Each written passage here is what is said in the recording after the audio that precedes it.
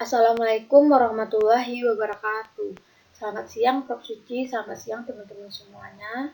Salam sejahtera buat kita semua. Semoga kita selalu dalam lindungan dan selalu diberi kesehatannya. Amin ya rabbal alamin. Yang terhormat Prof. Suci Hatiningsih Dianusika Prajanti selaku dosen pengampu mata kuliah Seminar Pertanian, dan yang saya muliakan teman-teman jurusan Ekonomi Pembangunan konsentrasi ekonomi pertanian. Perkenalkan, saya Rida Prayanti. Di sini saya akan memaparkan hasil dari seminar proposal saya yang mana berjudul Analisis Serapan Tenaga Kerja dan Pendapatan Petani Kelapa Sawit di Provinsi Sumatera Barat. Studi kasus di Kenegarian Abai, Kecamatan Sangir, Batanghari. Yang pertama itu bab 1, di mana terdiri dari latar belakang, rumusan masalah, tujuan penelitian, dan manfaat.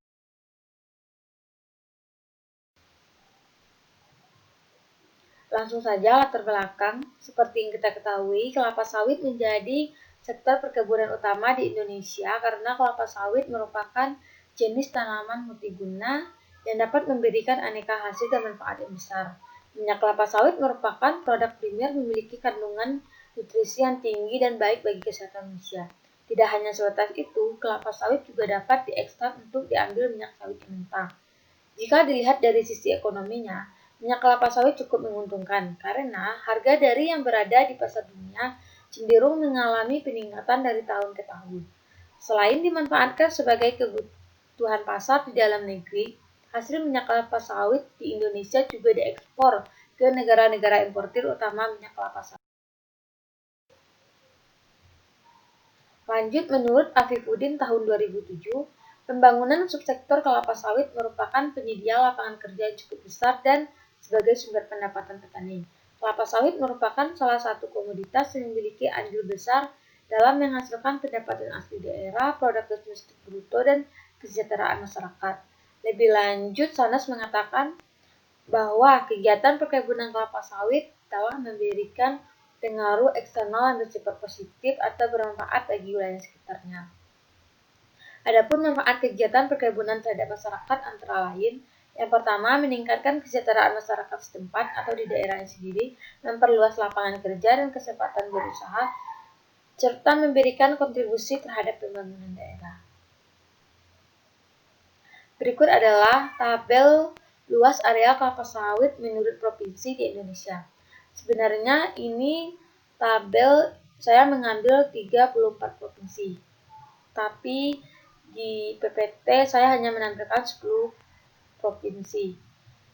Yang ingin saya tunjukkan di sini adalah bahwa di Indonesia, Provinsi Sumatera Barat merupakan provinsi yang memiliki luas area kelapa sawit terluas ketiga setelah Aceh dan Sumatera Utara. Dan luas perkebunannya mengalami kenaikan dari tahun 2016 sampai 2019.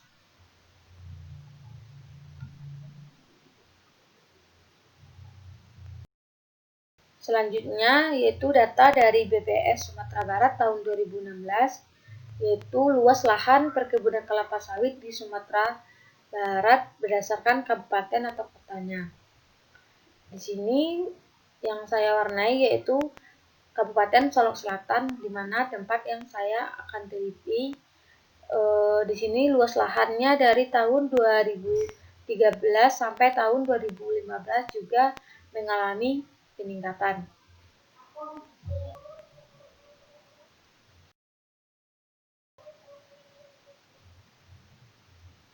Kabupaten Solok Selatan merupakan daerah yang memiliki areal hingga tahun 2010 itu seluas 83.020 hektar.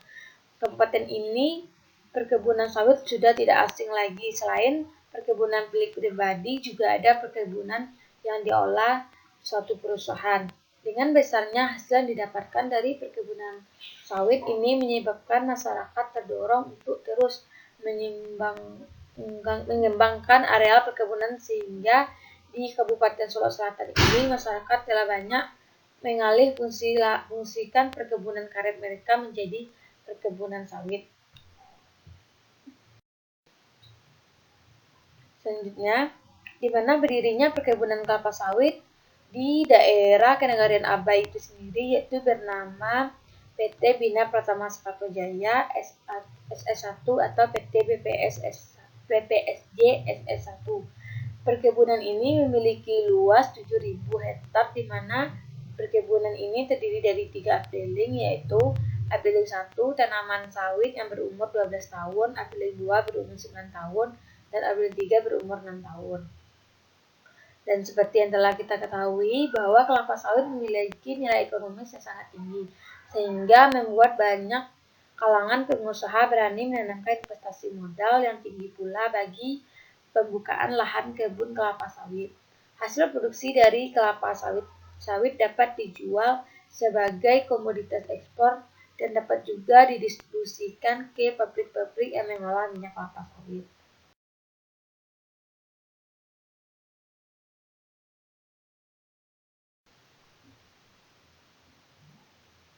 Selanjutnya yaitu manfaat kelapa sawit itu sendiri. Yang pertama yaitu bahan baku untuk minyak goreng.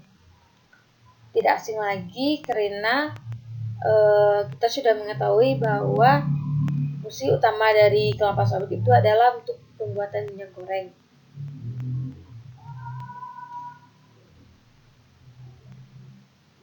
Selanjutnya yaitu buah kelapa sawit atau biasa disebut dengan brondol juga berguna untuk menghidupkan api.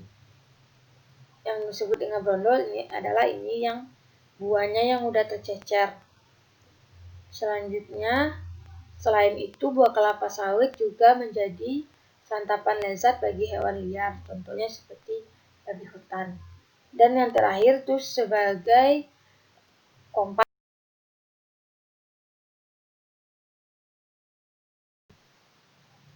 Yang pertama yaitu faktor-faktor apa yang mempengaruhi petani kelapa sawit di Kenegarian Abai. Yang kedua, bagaimana serapan tenaga kerja petani kelapa sawit di Kenegarian Abai. Yang ketiga, apa saja dampak dari adanya perkebunan kelapa sawit selama berdiri di Kenegarian Abai.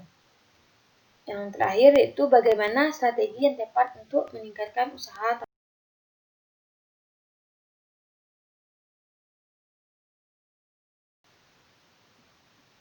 Adapun tujuan dari penelitian ini adalah pertama, untuk menganalisis produksi kelapa sawit di Kenegarian Abai. Yang kedua, untuk mengetahui produksi kelapa sawit dan untuk menganalisis serapan tenaga kerja perkebunan rakyat kelapa sawit serta menganalisis pendapatan masyarakat di Kenegarian.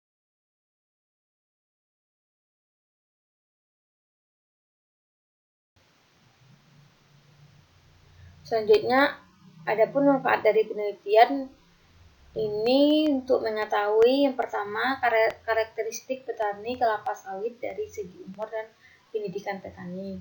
Yang kedua, memperkaya pengetahuan tentang tingginya peranan kelapa sawit dalam mendorong perekonomian rakyat. Yang ketiga, serapan tenaga kerja perkebunan rakyat kelapa sawit untuk mendapatkan usaha tani perkebunan rakyat kelapa sawit. Dan yang terakhir yaitu memberikan informasi. Selanjutnya masuk bab 2, yaitu terdiri dari landasan teori, penelitian terdahulu, dan yang pertama yaitu teori tentang pendapatan. Pendapatan adalah seluruh penerimaan baik berupa uang maupun berupa barang yang berasal dari pihak lain manapun, hasil industri yang dinilai atas dasar sejumlah uang dari harta yang berlaku saat itu. Pendapatan dasar sejumlah uang dan pendapatan merupakan sumber penghasilan seseorang untuk memenuhi kebutuhan sehari-hari dan sangat penting artinya bagi kelangsungan hidup dan penghidupan seseorang secara langsung maupun tidak langsung menurut Suroto tahun 2000. Nah, selain itu, pendapatan juga berpengaruh terhadap laba rugi perusahaan yang tersaji dalam laporan laba rugi. Maka pendapatan adalah darah kehidupan dari suatu perusahaan. Dalam Kamus Besar Bahasa Indonesia, pendapatan adalah hasil kerja atau usaha atau segala. Adapun jenis-jenis pendapatan. Dalam praktiknya, komponen pendapatan yang dilaporkan dalam laporan laba rugi terdiri dua jenis, yaitu pendapatan atau penghasilan yang diperoleh dari usaha pokok atau usaha utama perusahaan. Yang kedua, pendapatan atau penghasilan yang diperoleh dari luar usaha pokok atau usaha sampingan.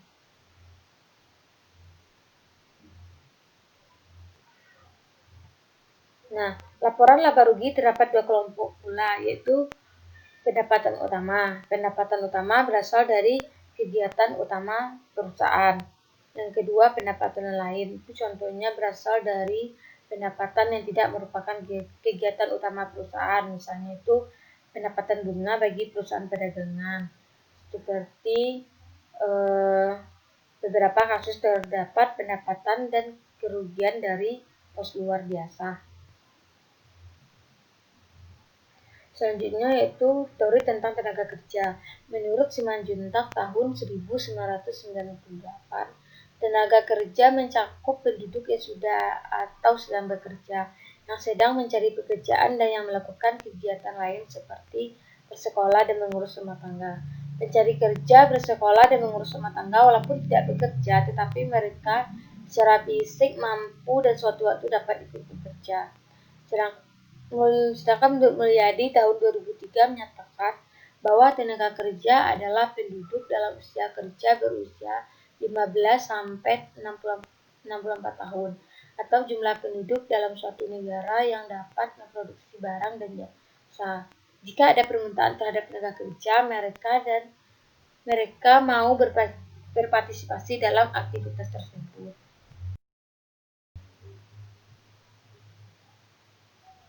Selanjutnya itu ada penyerapan tenaga kerja. Penyerapan tenaga kerja adalah banyaknya lapangan kerja yang sudah terisi yang tercermin dari banyaknya jumlah penduduk bekerja. Penduduk yang bekerja terserap dan tersebar di berbagai sektor pertanian. Terserapnya penduduk bekerja disebabkan oleh adanya permintaan akan tenaga kerja. Oleh karena itu, penyerapan tenaga kerja dapat dikatakan sebagai permintaan tenaga kerja. Menurut Kucoro tahun 2000. Yang keempat itu permintaan tenaga kerja. Permintaan adalah suatu hubungan antara harga dan kuantitas.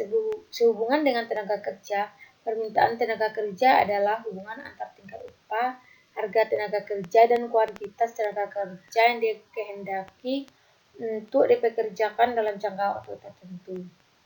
Permintaan perusahaan terhadap tenaga kerja berbeda dengan permintaan konsumen terhadap barang dan jasa.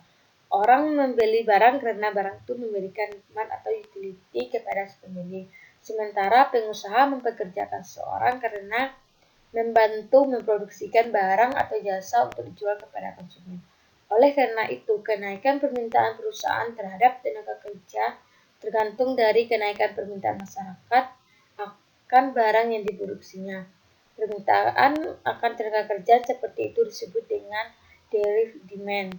Menurut Simanjuntak tahun 1998. Selanjutnya yaitu masuk ke penelitian terdahulu. Di sini saya mengambil jurnal dari beberapa jurnal. Yang pertama yaitu ada 4 jurnal yang akan saya tampilkan di sini, tapi itu di proposal ada 15 jurnal, tapi di sini hanya ada 4. Yang pertama yaitu pengarangnya Irsyadi Sirajuddin tahun 2015 dengan judul The Impact on Plantation Development in the Economic Region in Rokan Hulu District. Variabelnya yaitu 40 petani yang telah meminta tertentu, petani yang telah melakukan konversi lahan, petani yang umur tanaman sawitnya pada usia produksi 6 tahun sampai 15 tahun, sehingga jumlah seluruh sampel adalah 160 petani. Metodenya itu dengan metode pengambilan sampel. Hasilnya ini serapan tenaga kerja terbanyak di Kecamatan Kabun, produktivitas kelapa sawit tertinggi, petani melakukan usaha tani sawit terbanyak dengan alasan sarana produksi yang mudah diperoleh serta harga jual dan pendapatan petani yang tinggi. Selanjutnya dari Irsyadi Sirajuddin juga tahun 2016 tentang analisis penyerapan tenaga kerja dan penghasilan petani kelapa sawit di Kabupaten Pelalawan. Variabelnya 5 kelapa sawit, karakteristik petani, penyerapan tenaga kerja, produksi kelapa sawit, pendapatan petani. Metodenya juga pengambilan sampel hasilnya. Teman-teman bisa lihat di sini. Selanjutnya yaitu dari Anto Arianto, Rini Nizar, dan Eni Mutriyarni pada tahun 2017 dengan judul Analisis Faktor-Faktor yang Mempengaruhi Produksi Kelapa Sawit Rakyat Pola Swadaya di Kabupaten Kampar Riau. Variabelnya ada ini, menggunakan metode fungsi produksi Douglas yang diolah dengan teknik analisis OLS atau ordinary square. Hasilnya ini. Selanjutnya dari Hainim, Kadir, dan Sapsan pada tahun 2012 yang berjudul Peranan Perkebunan Kelapa Sawit dalam Menyerap Tenaga Kerja di Kabupaten Rokan Hulu. Variabelnya itu tenaga kerja dipekerjakan tidak cocokkan. Dia menggunakan metode analisis bersifat deskriptif kuantitatif. Hasilnya ini.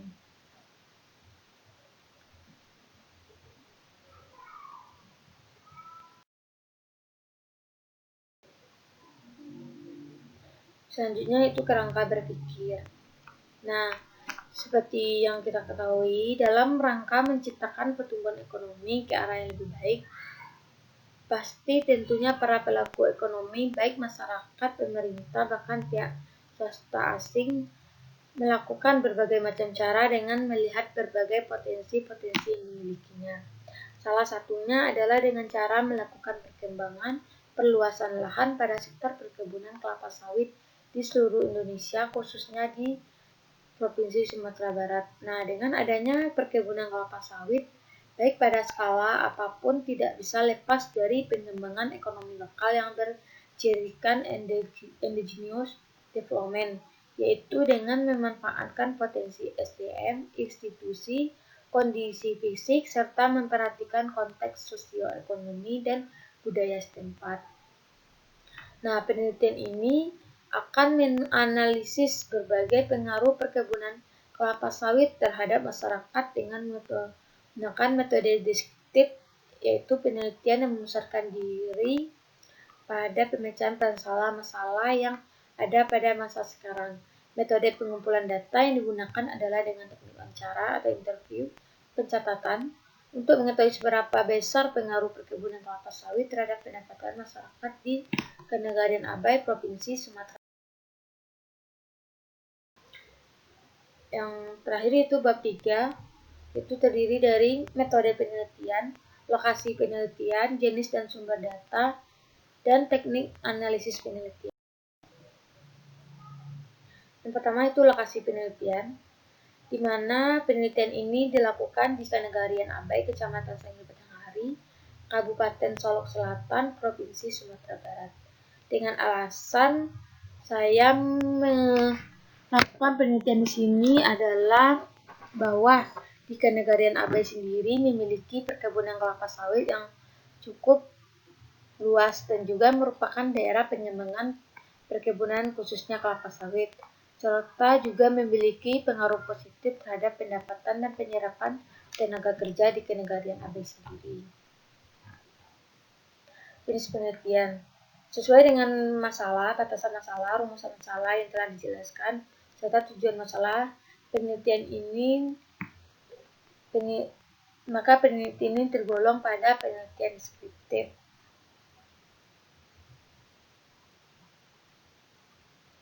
Dan untuk pengolahan datanya pada penelitian ini dilakukan secara kualitatif deskriptif. Penelitian ini juga dilakukan dengan menggunakan analisis SWOT, di mana analisis SWOT yang akan digunakan peneliti untuk menentukan alternatif strategi untuk meningkatkan usaha tani kelapa sawit di Negara Abai. Jenis dan sumber data, yaitu terdiri dari data primer. Data primer diperoleh dari petani melalui pengamatan langsung di lapangan dan wawancara langsung dengan menggunakan daftar pertanyaan atau kuesioner. Yang kedua, data sekunder diperoleh dari instansi pemerintah yang menangani komoditas produksi usaha tani kelapa sawit.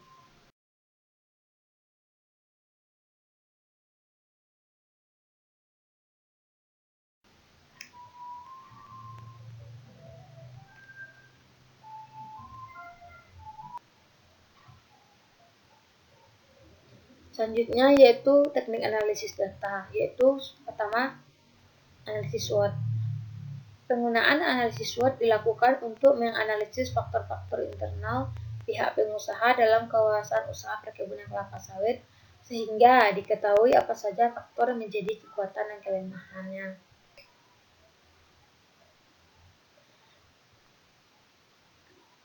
Pengambilan keputusan dalam menentukan strategi produksi yang tepat akan dilakukan dengan analisis SWOT, yaitu dengan dua cara: eksternal strategi faktor analisis atau IFAS, yang kedua internal strategi faktor analisis atau IFAS.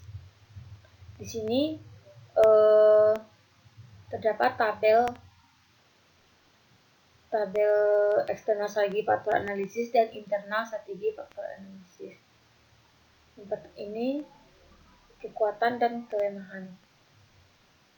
Ada strategi SO, strategi O.